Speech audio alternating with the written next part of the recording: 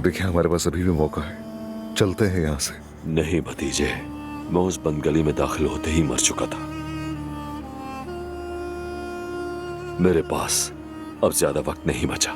ये बात हमारे दरमियान रहे। मैंने भरपूर जिंदगी गुजारी है, कम से कम मैं किसी पछतावे के बगैर मरूंगा।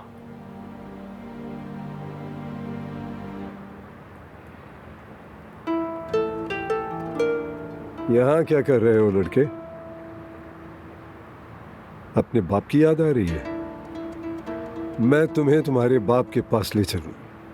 तुम तो बहुत ही शरारती बच्चे निकले यार।